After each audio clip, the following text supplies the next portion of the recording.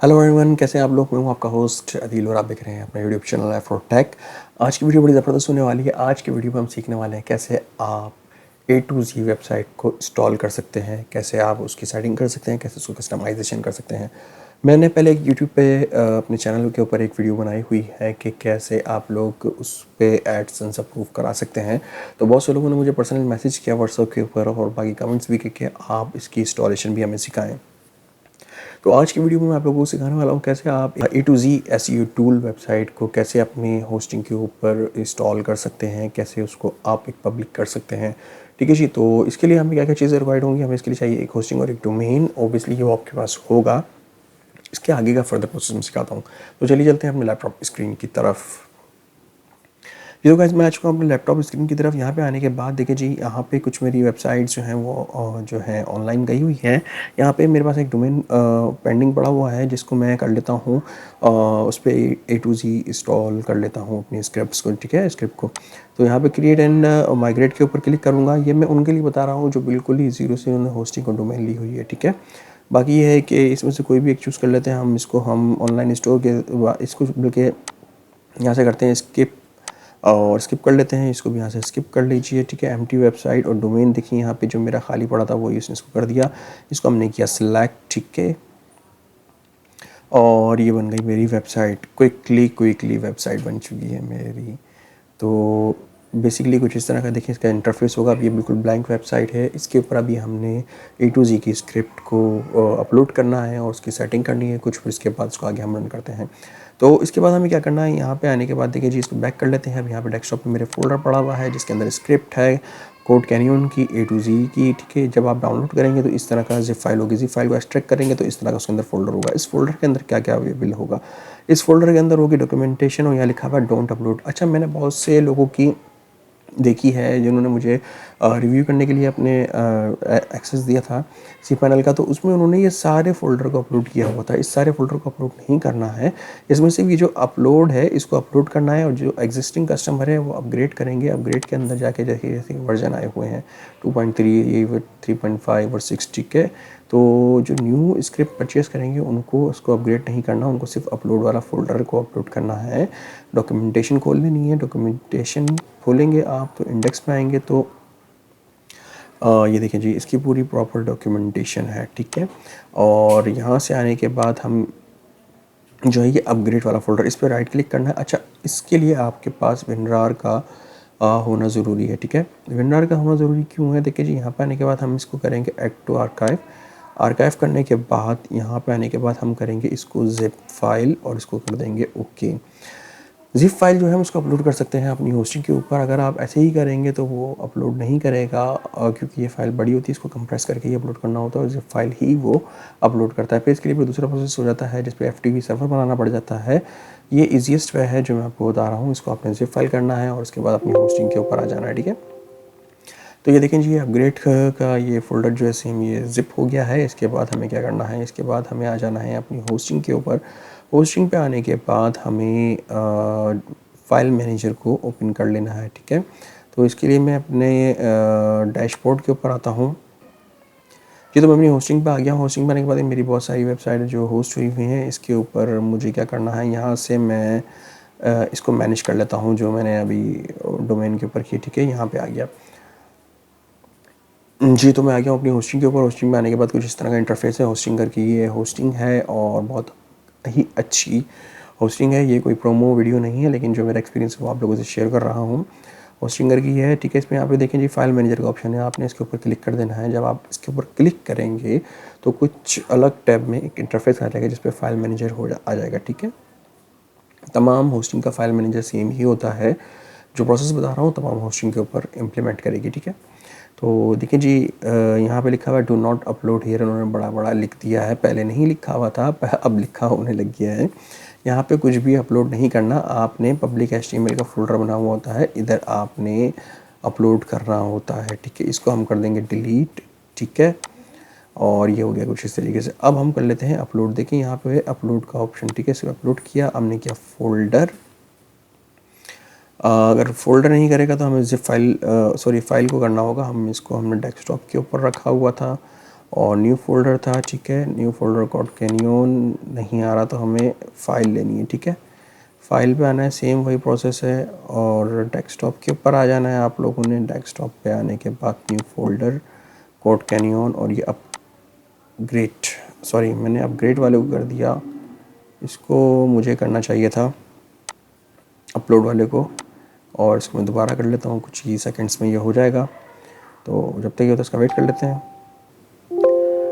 जी। तो ये अपलोड वाला हो गया, तो हम अपलोड वाले को सिलेक्ट करते हैं, उसको ओपन कर लेते हैं, और ये जब अपलोडिंग होगा थोड़ा सा वेट कर लेते हैं, ये थोड़ा सा टाइम लेगा अपलोड होने के लिए, तो इसका थोड़ा सा वेट कर लेते हैं हम लोग जी। तो गाइज़ ये देखिए जी, यहाँ पे ये अपलोड हो चुका है, और अब हमें क्या करना है, इसको हमने राइट क्लिक कर देना है और यहाँ पे एक्सट्रैक्ट कर देना है। अब ये पूछ रहा है कहाँ पे आपने करना है, करंटली नेविगेट टू, इसको एक्सट्रैक्ट यहीं पे कर देना है, ठीक है। हाँ जी, हमें पब्लिक HTML में ही करना है, इसको हम यहाँ से वी करेंगे और यहाँ से एक्सट्रैक्ट कर देंगे, ठीक है। अब ये देखें पब्लिक HTML के नाम से फ़ोल्डर बन गया है, लेकिन इसको पब्लिक HTML पे हमें नहीं बनाना फ़ोल्डर, आपने इसको डबल क्लिक करना है, और इसके अंदर की जो फाइलें हैं ना सारी, इसको इन सबको आपने सिलेक्ट कर लेना है, ठीक है। और सिलेक्ट करके मैं बताता हूँ अभी, यहाँ से आपने करना है इसको मूव फाइल, और मूव का करना है आप लोगों ने करना है पब्लिक HTML के अंदर, ठीक है, और उसको मूव कर देना है, ठीक है। और पब्लिक HTML जब क्लिक करेंगे तो यहाँ आपको एक चीज़ बताता हूँ मैं, ये पब्लिक HTML में ये फाइलें आ गई हैं, ठीक है। और ये पब्लिक HTML का जो फोल्डर है इसको आपने डिलीट कर देना है, ये किसी काम का नहीं है, और ये अपलोड हो चुका है, ठीक है। अब आपने क्या करना है, अब आपने आ जाना है अपने वेबसाइट के लिंक के ऊपर, जो APK4 ऐप के ऊपर मैंने ये स्क्रिप्ट को अपलोड किया है, इसको हम क्लिक करेंगे। क्लिक करने के बाद कुछ इसका इंटरफेस चेंज हो जाएगा इस तरीके से, ठीक है। जब आप पहली दफ़ा आएंगे तो कुछ इस तरह का इंटरफेस आपके ऊपर आ जाएगा, ठीक है। तो अब इसमें ये क्या बोल रहे थे कि PHP वर्जन हमारे लिए कंपेटेबल है और सब कुछ है, सब एक्टिव है, अवेलेबल है, सब अवेलेबल है, ठीक है। तो यहाँ से आने के बाद ये जब आप पहली बार इसको अपलोड कर लेंगे, मेरा जो इंटरफेस था वो इसलिए दूसरा है क्योंकि उस पर स्क्रिप्ट थी वो मैंने डिलीट कर दी थी, और अभी जो है ये कुछ इस तरीके से, ठीक है। इसके बाद आपने यहाँ से करना है इसको कंटिन्यू करने के बाद अब हमें क्या करना है, एक डेटाबेस क्रिएट कर लेना है। डेटाबेस क्रिएट करने के लिए हमें क्या करना होता है, हमें अपनी होस्टिंग में दोबारा जाना होगा। होस्टिंग में जाने के बाद यहाँ पे देखें एक आ रहा होगा MySQL डेटाबेस के नाम से, ठीक है। मैं दिखा देता हूँ आपको ना, ये रहा डेटाबेसिस पे आना है, इस पर क्लिक करना है आपने, और यहाँ पे लिखा create a new MySQL database and database user, ठीक है। तो यहाँ पे होगा, इस पर आपने कुछ भी नाम दे देना है, यहाँ पे दे देना है आपने टेस्ट या कुछ भी दे सकते हैं, ये मैं सिर्फ एग्जांपल के तौर पे दे रहा हूँ, आप लोगों ने इसका नाम कुछ और देना है। आपने इस पर कुछ भी नाम दे देना है, या तो मैं सिर्फ टेस्ट जो आपकी मैं होस्टिंग है इस वजह से दे रहा हूँ, अदरवाइज़ ये है कि आपने इसको कुछ भी नाम दे देना है, आपकी मर्ज़ी, आप कुछ भी नाम सकते हैं। अपना जो सीक्रेट है जो आपको हिडन रखना है, लेकिन इसको पब्लिक नहीं करना, ठीक है। तो टेस्ट दे दिया है मैंने, और यहाँ पे भी टेस्ट दे दिया है, और पासवर्ड ये है कि आप जो भी पासवर्ड और होस्टिंग देंगे, और आप जो है जो भी देंगे, इसमें यह है कि आप लोगों ने इस तरह का देना है कि वो आपको याद रहे, ठीक है। तो मैं यहाँ से दे लेता हूँ, इसको कुछ और नाम दे लेता हूँ मैं, ठीक है। यहाँ मैं दे लेता हूँ नाम, पासवर्ड दे लेता हूँ, अपनी मर्ज़ी से आप कुछ भी दे लीजिएगा, ठीक है, ठीक है। और इसको मैंने करना है क्रिएट। ये देखें, ये मैंने क्रिएट कर लिया है डेटाबेस। अब हमें क्या करना है, देखिए यहाँ पे आते हैं हम अपनी वेबसाइट के ऊपर, ये हमसे पूछ रहा है mostly local host, database host होता है, बिल्कुल लोकल होस्ट होता है। डेटाबेस नेम क्या होता है, नेम जो हमें देना है, नेम है, मैं आपको दिखा रहा हूँ, MySQL डेटाबेस ये है नेम, ठीक है। और ये पूरा आपने यहाँ से यू से लेके यहाँ तक कॉपी करना है, जो भी आपका डेटाबेस होता है इसको आपने पेस्ट कर देना है। और यूज़र नेम क्या देना है, यूज़र नेम है जी MySQL यूज़र नेम ये है, देखिए जी, इसको भी यूज़ से आपने कॉपी करना है और यहाँ तक कर लेना है। ये अलग अलग होता है, ये एक जैसा नहीं होता, ठीक है।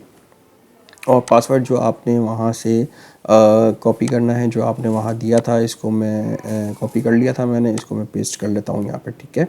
और ये वेबसाइट बिल्कुल यही है, और ठीक है। और जो आपका क्या बोलते हैं, आइटम परचेस कोड का जो होता है वो आपने जो परचेस की होगी उसके साथ एक आपको कोड मिलता होगा, वो आपने यहाँ पे पुट कर देना है। तो मैं इसको करके आपको नेक्स्ट पेज पे मिलता हूँ। ये तो गाइस मैंने वो फिल कर लिया है अपना और डेटाबेस मैंने इसमें डाल लिया है। यहाँ तक कि आपको समझ में आ गई होगी वीडियो। इसके बाद वाली हमें क्या करना है, देखिए जी, एडमिन नेम। अब जो आपका डैशबोर्ड होगा बैक एंड पे ऊपर, उसके लॉगिन के लिए आपने यहाँ पे कोऑर्डिनेट्स दे देने हैं। यहाँ पे दे देते हैं हम लोग कुछ भी, मैं दे देता हूँ। बाकी ये कि यूज़र अपनी ईमेल आईडी दे देनी है आपने, ठीक है। मैं आईडी दे देता हूँ और यहाँ पासवर्ड दे देना है जो आपका लॉगिन पासवर्ड होगा एडमिन पैनल का, ठीक है।